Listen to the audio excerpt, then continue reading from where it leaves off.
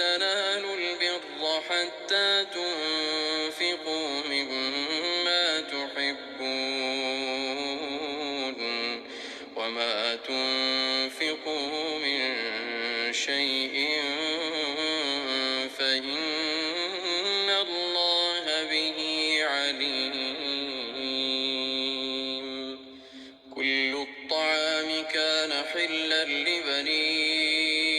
إسرائيل إلا ما حرم إسرائيل على نفسه من قبل أن تنزل التوراة. قل فأتوا بالتوراة فاتلوها إن كنتم صادقين. فمن افترى على الله الكذب من بعد ذلك فأولئك هم الظالمون. قل صدق الله فاتبعوا ملة إبراهيم حنيفا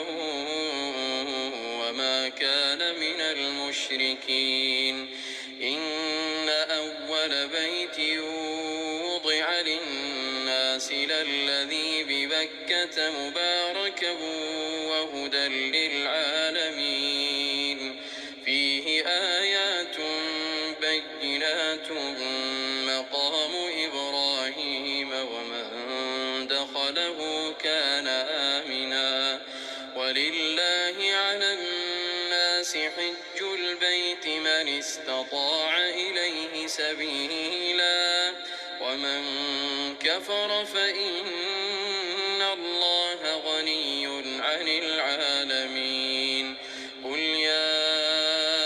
أهل الكتاب لم تكفرون بآيات الله والله شهيد على ما تعملون.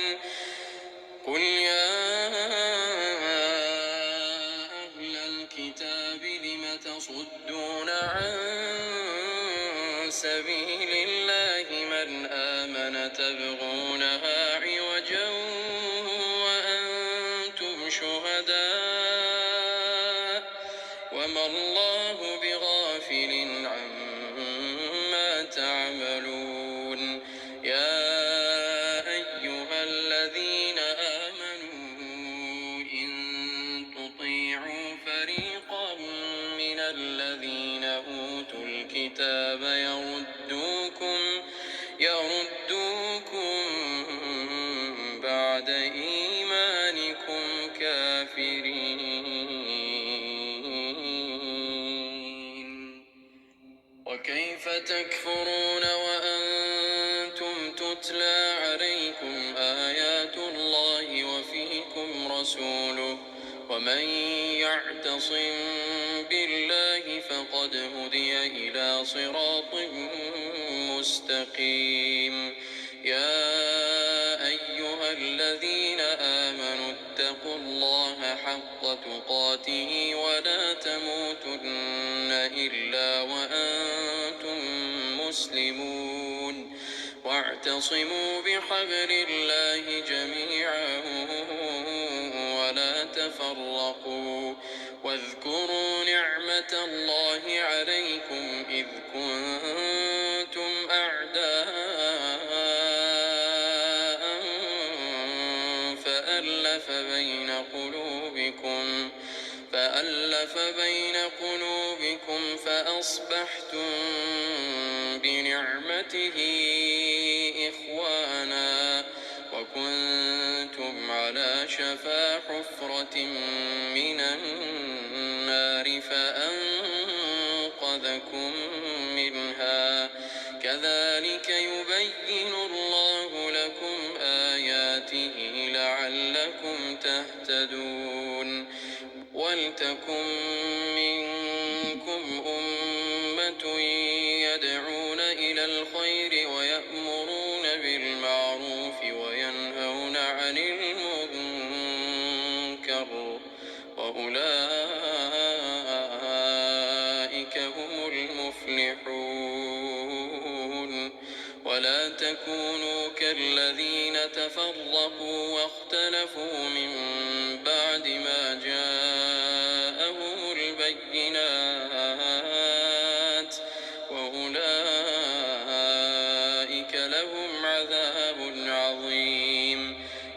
تبيض وجوه وتسود وجوه، فأما الذين اسودت وجوههم أكفرتم بعد إيمانكم فذوقوا العذاب بما كنتم تكفرون. وأما الذين ابيضت وجوههم ففي رحمة الله هم فيها خالدون. تلك آيات الله نتلوها عليك بالحق، وما الله يريد ظلما للعالمين. ولله ما في السماوات وما في الأرض، وإلى الله ترجع الأمور. كنتم خير أمة أخرجت للناس تأمرون بالمعروف وتنهون عن المنكر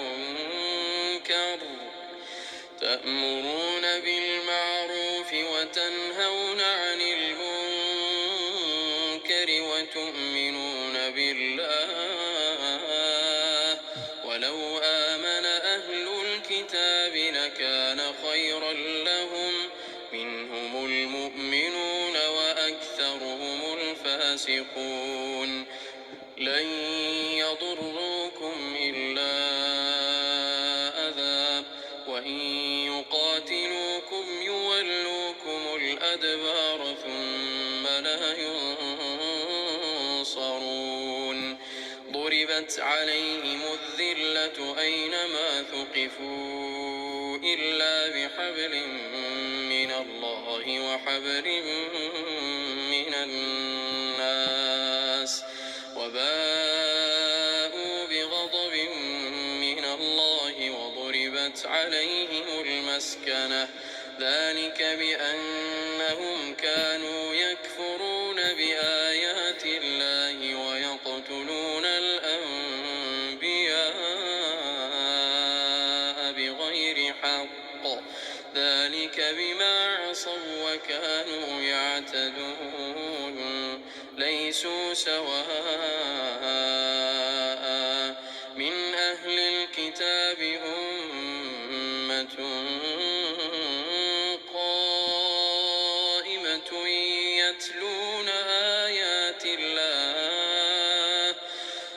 يتلون آيات الله آناء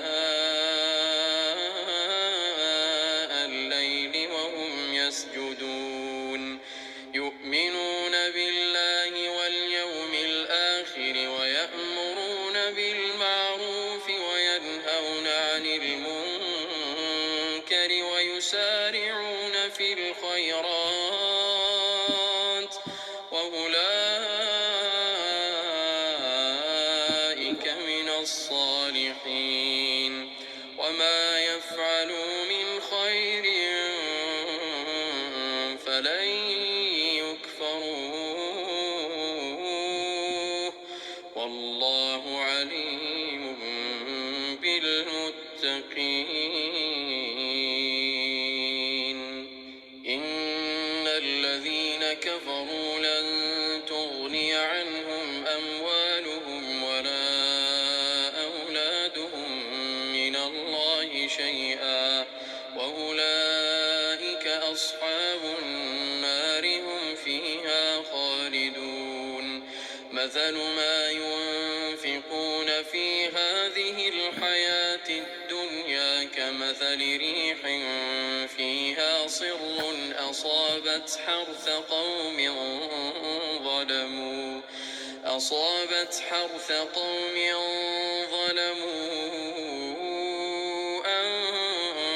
أنفسهم فأهلكته،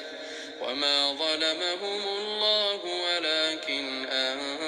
أنفسهم يظلمون. يا أيها الذين آمنوا لا تتخذوا بطانة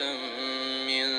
دونكم لا يألونكم خبالا ودوا ما عنتم قد بدت البغضاء من أفواههم وما تخفي صدورهم أكبر قد بينا لكم الآيات إن كنتم تعقلون ها أنتم أولئك تحبونهم ولا يحبونكم وتؤمنون بالكتاب كله وإذا لقوكم قالوا آمنا وإذا خلوا عضوا عليكم الأنامل من الغيظ قل موتوا بغيظكم إن الله عليم بذات الصدور إن تمسسكم حسنة تسؤهم وإن تصبكم سيئة يفرحوا بها وإن تصبروا وتتقوا لا يضركم كيدهم شيئا إن الله بما يعملون محيط وإذ غدوت من أهلك تبوئ المؤمنين مقاعد للقتال والله سميع عليم إذ هم الطائفتان منكم أن تفشلا والله وليهما وعلى الله فليتوكل المؤمنون ولقد نصركم الله ببدر وأنتم أذلة فاتقوا الله لعلكم تشكرون إذ تقول للمؤمنين ألن يكفيكم أن يمدكم ربكم ب3,000 من الملائكة منزلين بلى إن تصبروا وتتقوا ويأتوكم من فورهم هذا يمددكم ربكم ب5,000 من الملائكة مسومين وما جعله الله إلا بشرى لكم ولتطمئن قلوبكم به وما النصر إلا من عند الله العزيز الحكيم ليقطع طرفا من الذين كفروا أو يكبتهم فينقلبوا خائبين ليس لك من الأمر شيء أو يتوب عليهم أو يعذبهم فإنهم ظالمون ولله ما في السماوات وما في الأرض يغفر لمن يشاء ويعذب من يشاء والله غفور رحيم يا أيها الذين آمنوا لا تأكلوا الربا أضعافا مضاعفة واتقوا الله لعلكم تفلحون واتقوا النار التي أعدت للكافرين وأطيعوا الله والرسول لعلكم ترحمون وسارعوا إلى مغفرة من ربكم وجنة عرضها السماوات والأرض أعدت للمتقين الذين ينفقون في السراء والضراء والكاظمين الغيظ والعافين عن الناس والله يحب المحسنين والذين إذا فعلوا فاحشة أو ظلموا أنفسهم ذكروا الله فاستغفروا لذنوبهم ومن يغفر الذنوب إلا الله ولم يصروا على ما فعلوا وهم يعلمون أولئك جزاؤهم مغفرة من ربهم وجنات تجري من تحتها الأنهار خالدين فيها ونعم أجر العاملين قد خلت من قبلكم سنن فسيروا في الأرض فانظروا كيف كان عاقبة المكذبين هذا بيان للناس وهدى وموعظة للمتقين ولا تهنوا ولا تحزنوا وأنتم الأعلون إن كنتم مؤمنين إن يمسسكم قرح فقد مس القوم قرح مثله وتلك الأيام نداولها بين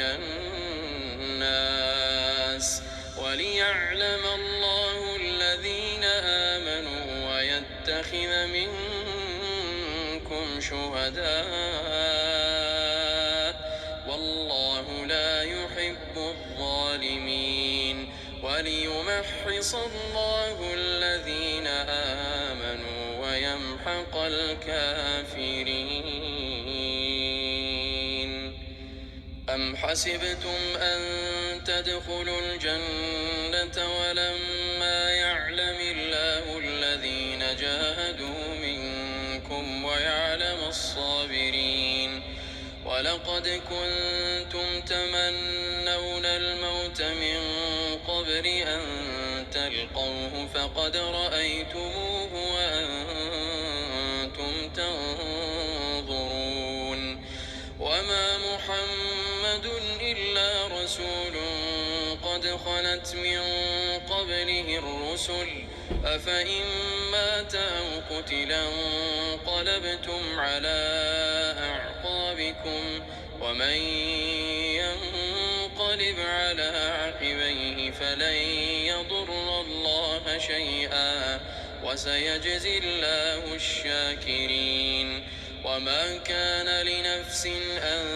تموت إلا بإذن الله كتابا مؤجلا ومن يرد ثواب الدنيا نؤته منها ومن يرد ثواب الآخرة نؤته منها وسنجزي الشاكرين وكأي من نبي قاتل معه ربيون كثير فما وهنوا لما أصابهم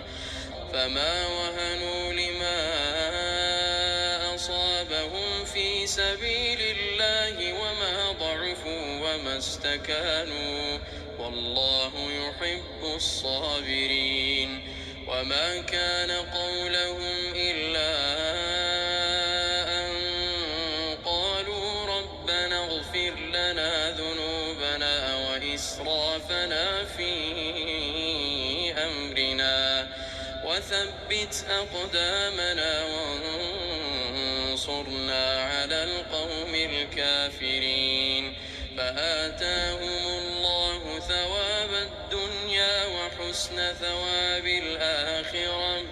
والله يحب المحسنين يا أيها الذين آمنوا إن تطيعوا الذين كفروا يردوكم على أعقابكم فتنقلبوا خاسرين بل الله مولاكم وهو خير الناصرين سنلقي في قلوب الذين كفروا الرعب بما شركوا بالله ما لم ينزل به سلطانا ومأواهم النار وبئس مثوى الظالمين. ولقد صدقكم الله وعده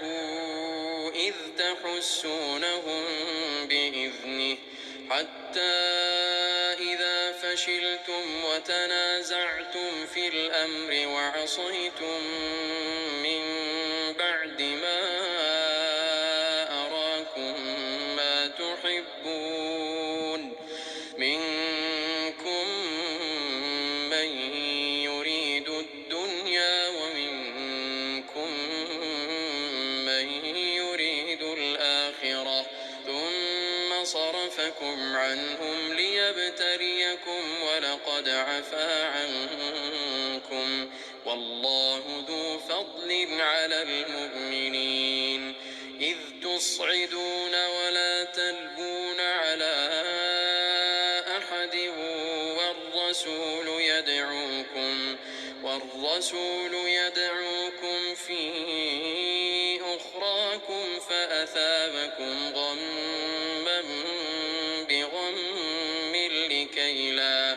لكي لا تحزنوا على ما فاتكم ولا ما أصابكم والله خبير بما تعملون.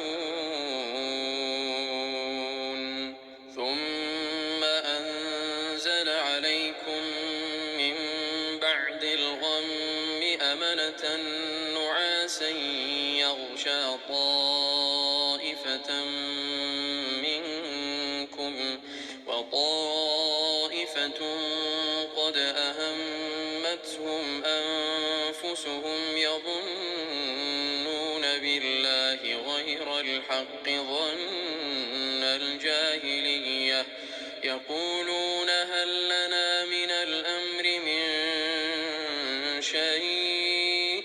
قل إن الأمر كله لله يخفون في أنفسهم ما لا يبدون لك يقولون لو كان لنا من الأمر شيء ما قتلنا هاهنا قل لو كنتم في بيوتكم لبرز الذين كتب عليهم القتل إلى مضاجعهم وليبتلي الله ما في صدوركم وليمحص ما في قلوبكم والله عليم بذات الصدور. إن الذين تولوا منكم يوم التقى الجمعان إنما استزلهم الشيطان ببعض ما كسبوا ولقد عفا الله عنهم إن الله غفور حليم. يا أيها الذين آمنوا لا تكونوا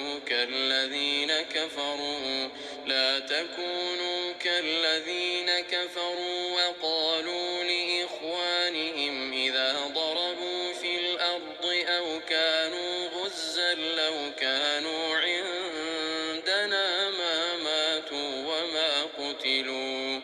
ليجعل الله ذلك حسرة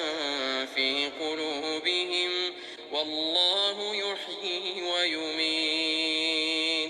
والله بما تعملون بصير. ولئن قتلتم في سبيل الله أو متم لمغفرة من الله ورحمة خير مما يجمعون. ولئن متم أو قتلتم لإلى الله تحشرون. فبما رحمة من الله لنت لهم ولو كنت فظا غليظ القلب لانفضوا من حولك فاعف عنهم واستغفر لهم وشاورهم في الأمر فإذا عزمت فتوكل على الله إن الله يحب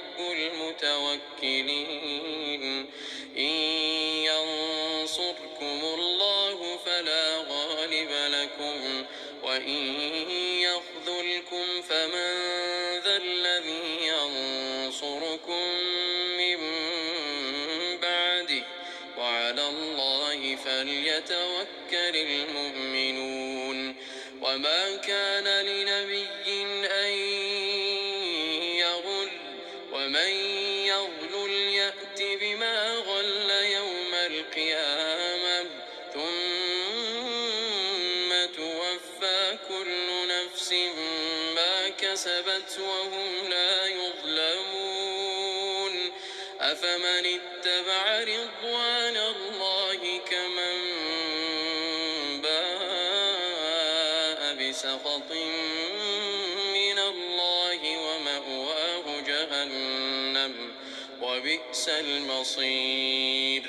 هم درجات عند الله والله بصير بما يعملون لقد من الله على المؤمنين إذ بعث فيهم رسولا من أنفسهم يتلو عليهم آياته ويزكيهم ويعلمهم الكتاب والحكمة وإن كانوا من قبل لفي ضلال مبين أولما أصابتكم مصيبة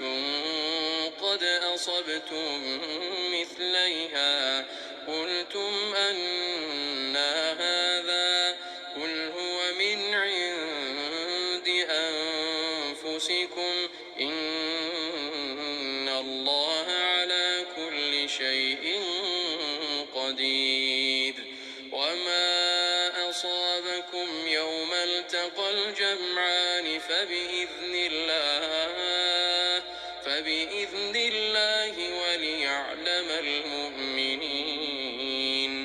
وليعلم الذين نافقوا وقيل لهم تعالوا قاتلوا في سبيل الله أو ادفعوا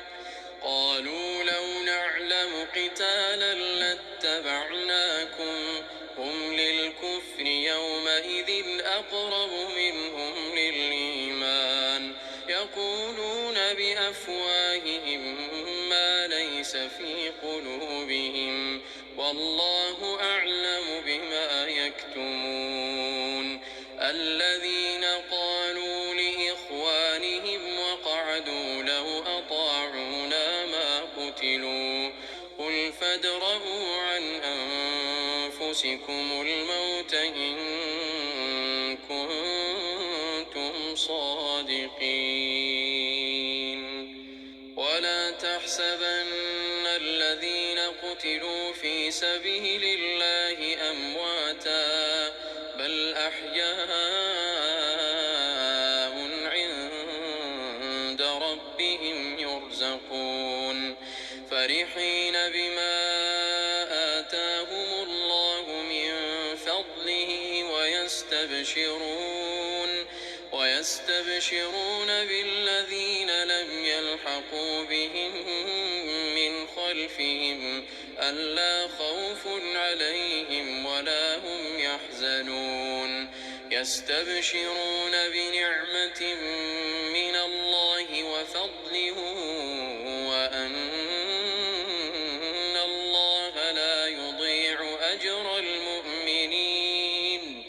الذين استجابوا لله والرسول من بعد ما أصابهم القرح للذين أحسنوا منهم واتقوا أجر عظيم الذين قال لهم الناس إن الناس قد جمعوا لكم فاخشوهم فزادهم إيمانا وقالوا حسبنا الله ونعم الوكيل رحمة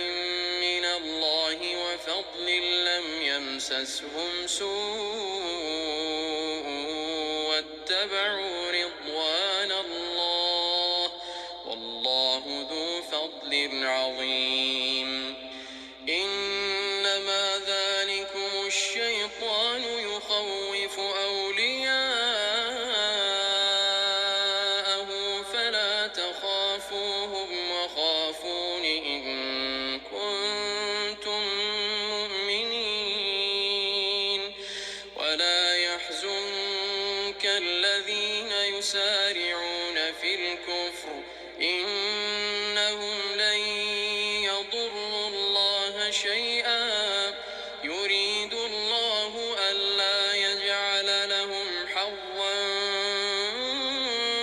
في الآخرة ولهم عذاب عظيم إن الذين اشتروا الكفر بالإيمان لن يضروا الله شيئا ولهم عذاب أليم ولا يحسبن الذين كفروا أنما نملي لهم خير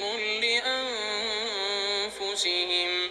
إنما نملي لهم ليزدادوا إثما ولهم عذاب مهين ما كان الله ليذر المؤمنين على ما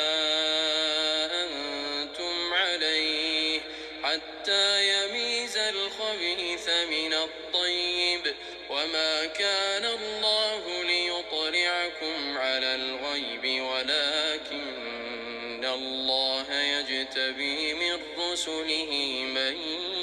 يشاء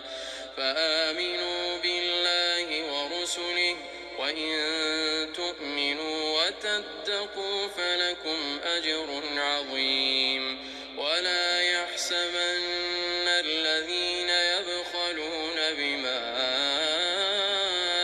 آتاهم الله من فضله هو خيرا لهم بل هو شر لهم سيطوقون ما بخلوا به يوم القيامة ولله ميراث السماوات والأرض والله بما تعملون خبير لقد سمع الله قول الذين قالوا إن الله فقير ونحن أغنياء سنكتب ما قالوا وقتلهم الأنبياء بغير حق ونقول ذوقوا عذاب الحريق ذلك بما قدمت أيديكم وأن الله ليس بظلام للعبيد الذين قالوا إن الله عهد إلينا ألا نؤمن لرسول حتى يأتينا بقربان تأكله النار قل قد جاءكم رسل من قبلي بالبينات وبالذي قلتم فلم قتلتموهم إن كنتم صادقين فإن كذبوك فقد كذب رسل من قبلك جاءوا بالبينات والزبر والكتاب المنير كل نفس ذائقة الموت وإنما توفون أجوركم يوم القيامة فمن زحزح عن النار وأدخل الجنة فقد فاز وما وما الحياة الدنيا إلا متاع الغرور لتبلون في أموالكم وأنفسكم ولتسمعن من الذين أوتوا الكتاب من قبلكم ومن الذين أشركوا أذى كثيرا وإن تصبروا وتتقوا فإن ذلك من عزم الأمور. وإذ أخذ الله ميثاق الذين أوتوا الكتاب لتبيننه للناس ولا تكتمونه فنبذوه وراء ظهورهم واشتروا به ثمنا قليلا فبئس ما يشترون. لا تحسبن الذين يفرحون بما أتوا ويحبون أن يحمدوا بما لم يفعلوا فلا تحسبنهم بمفازة من العذاب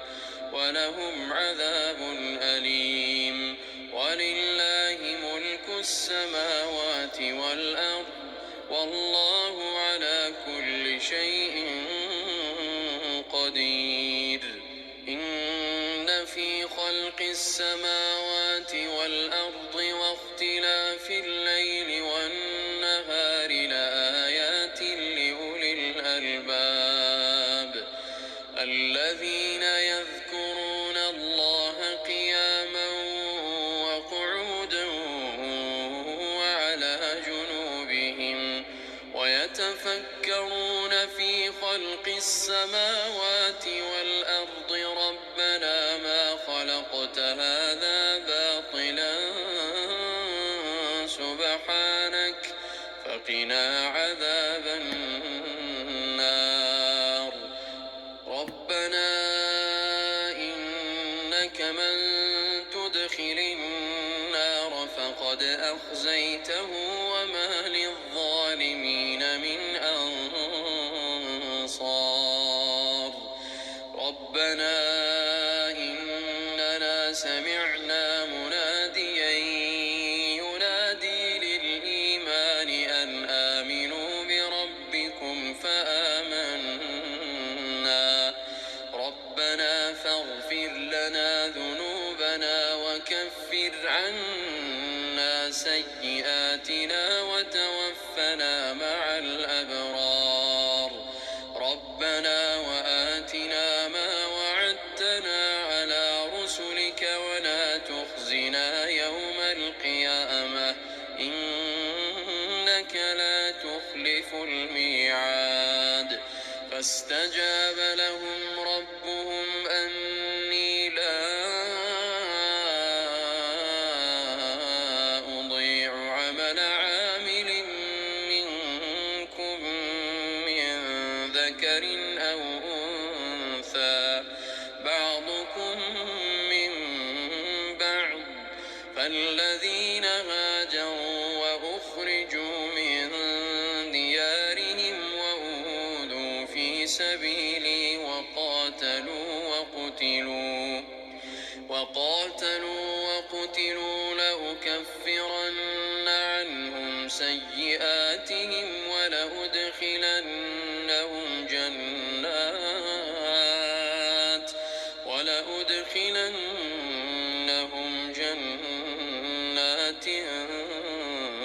تجري من تحتها الأنهار ثوابا من عند الله والله عنده حسن الثواب. لا يغرنك تقلب الذين كفروا في البلاد متاع قليل ومأواهم جهنم وبئس المهاد لكن الذين اتقوا ربهم لهم جنات تجري من تحتها الأنهار خالدين فيها نزلا من عند الله وما عند الله خير للأبرار وإن من أهل الكتاب لمن يؤمن بالله وما أنزل إليكم وما أنزل إليهم خاشعين لله لا يشترون بآيات الله ثمنا قليلا أولئك لهم أجرهم عند ربهم إن الله سريع الحساب يا أيها الذين آمنوا اصبروا وصابروا ورابطوا واتقوا الله لعلكم تفلحون يا أيها الناس اتقوا ربكم الذي خلقكم من نفس واحدة وخلق منها زوجها وبث منهما رجالا كثيرا ونساء واتقوا الله الذي تساءلون به والأرحام إن الله كان عليكم رقيبا وآتوا اليتامى أموالهم ولا تتبدلوا الخبيث بالطيب ولا تأكلوا أموالهم إلى أموالكم إنه كان حوبا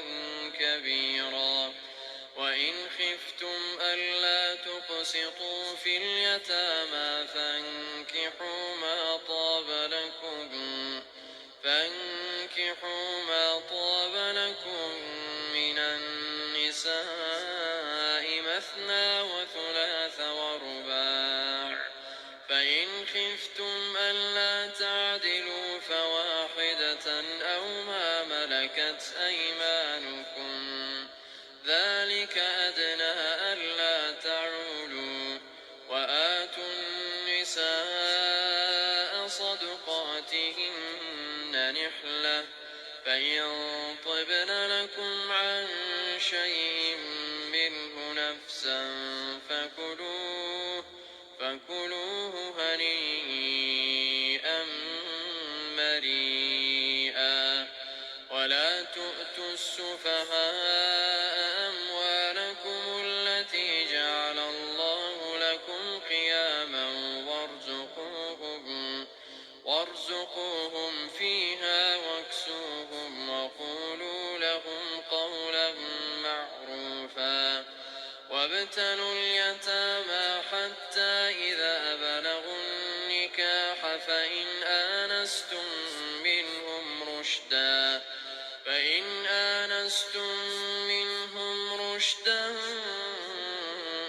فادفعوا إليهم أموالهم ولا تأكلوها إسرافا وبدارا أن يكبروا ومن كان غنيا فليستعفف ومن كان فقيرا فليأكل بالمعروف فإذا دفعتم إليهم أموالهم فأشهدوا عليهم وكفى بالله حسيبا للرجال نصيب مما ترك الوالدان والأقربون وللنساء نصيب مما ترك الوالدان والأقربون مما قل منه نصيبا مفروضا وإذا حضر القسمة أولو القربى واليتامى والمساكين فارزقوهم منه وقولوا لهم قولا معروفا وليخشى الذين لو تركوا من خلفهم ذرية ضعافا خافوا عليهم فليتقوا الله وليقولوا قولا سديدا إن الذين يأكلون أموال اليتامى ظلما إنما يأكلون في بطونهم نارا وسيصلون سعيرا يوصيكم الله في أولادكم للذكر مثل حظ الأنثيين فإن كن نساء فوق اثنتين فلهن ثلثا ما ترك وإن كانت واحدة فلها النصف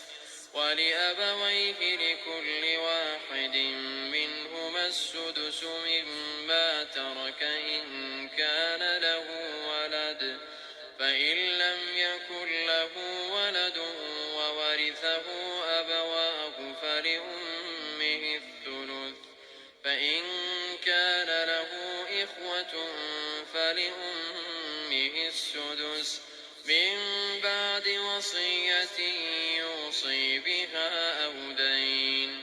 آباؤكم وأبناؤكم لا تدرون أيهم أقرب لكم نفعا فريضة من الله إن الله كان عليما حكيما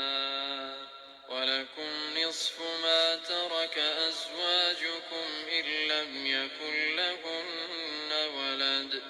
فإن كان لهن ولد فلكم الربع مما تركن من بعد وصية يوصين بها أو دين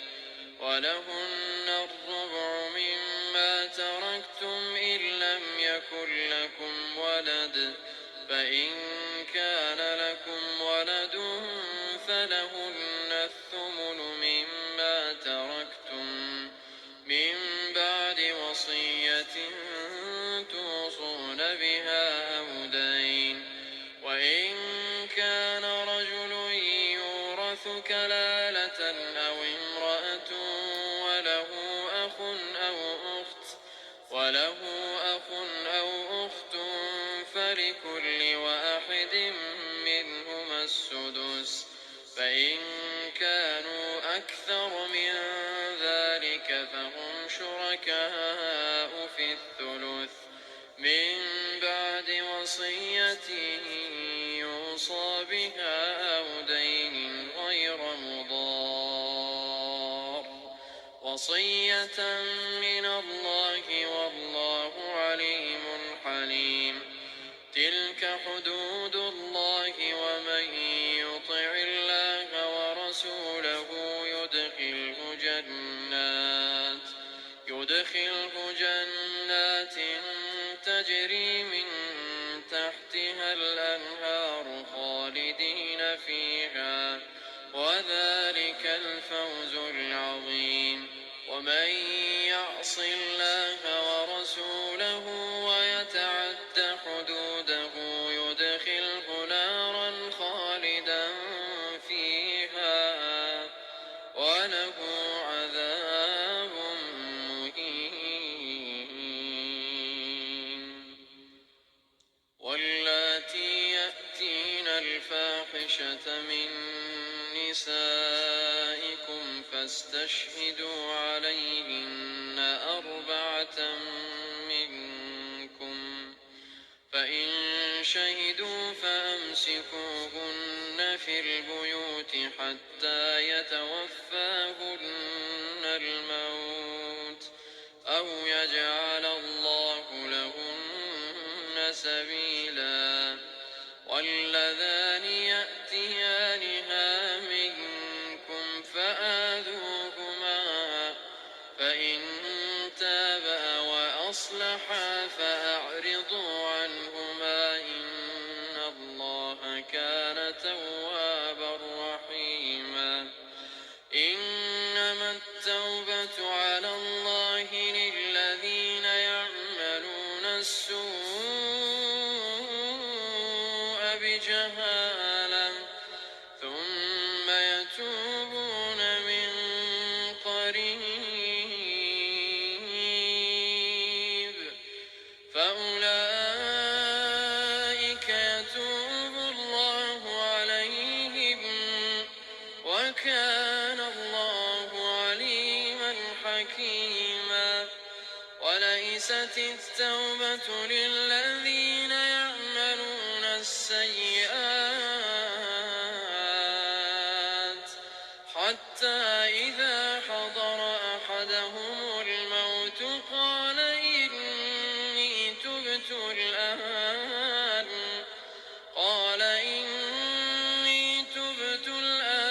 ولا الذين يموتون وهم كفار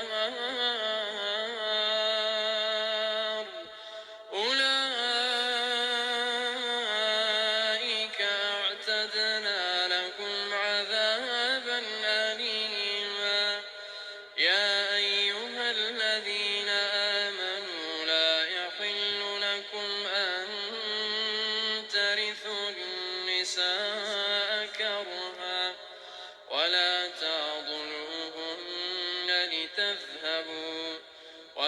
تعضلوهن لتذهبوا ببعض ما آتيتموهن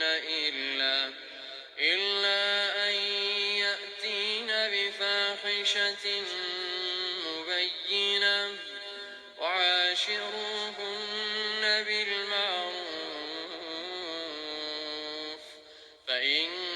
كرهتموهن فعسى أن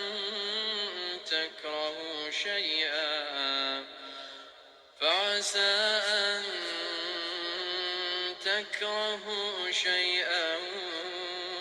ويجعل الله فيه خيرا كثيرا.